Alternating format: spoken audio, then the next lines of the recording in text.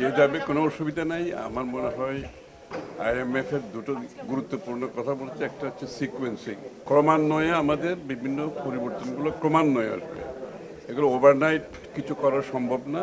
Sequencing একটা we have agreed যে ক্রমান্বয়ে যে পরিবর্তন তারা যেগুলো বলছে এগুলো ক্রমান্বয়ে করা হবে। এটা তারা সব কিছু, আমরা তো এখন প্রোগ্রামে যাইনি।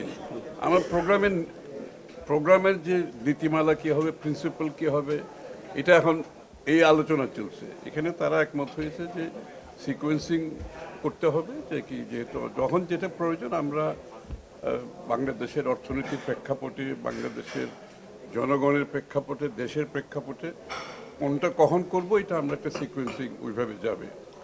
তারা সম্মতি হয়েছে। দ্বিতীয় কথা হচ্ছে তারা পলিটিক্যাল গভর্নমেন্টের যে রেসপন্সিবিলিটি এটাকে তারা রেসপেক্ট করে। এটা পলিটিক্যাল গভর্নমেন্টের যে রেসপন্সিবিলিটি এবং দায়িত্ব এটাকে তারা রেসপেক্ট করে। সুতরাং এটা দ্বিতীয় কথা।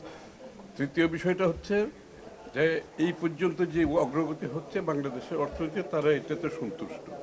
সেটা আর্থিক খাতে যে সমস্যাগুলো আছে, শেয়ার বাজার, ক্যাপিটাল মার্কেটে যে বিষয়গুলো আছে, এবং এমনকি ট্যাক্স জিডিপিতে যে আমরা 4,10,000 পার হয়ে গেছে, এটা প্রথমবারের মতো এত বড় গ্রোথ হয়নি, মাত্র আমাদের 4 মাসের গভর্নমেন্টের এটা চেষ্টার ফলে। স্বাভাবিকভাবে এটাকে আরও উন্নত করতে হবে, আমাদের ট্যাক্স জিডিপি আরও বাড়াতে হবে। তো সেদিকে আমাদের প্রপোজাল যেগুলো আছে আমরা করে যাচ্ছি। আগের প্রোগ্রাম থেকে বেরিয়ে আসছে কেন?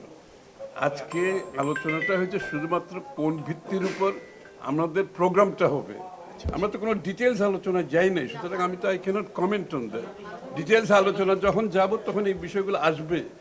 আমরা আজকে কোন ভিত্তির উপর আমার প্রোগ্রাম হবে, ভিত্তিটা পরিষ্কার করছি আমরা। আমি যেগুলো বললাম এইসব ভিত্তির উপরে তারা রাজি হয়েছে এবং দে আর হ্যাপি অ্যাবাউট পারফরমেন্স যেগুলো হচ্ছে এই পর্যন্ত, তারা হ্যাপি। এবং যে ভিত্তির উপর আমি মেনশন করলাম একটু আগে, তার উপর ভিত্তি করে আগামী দিনের প্রোগ্রামটা হবে।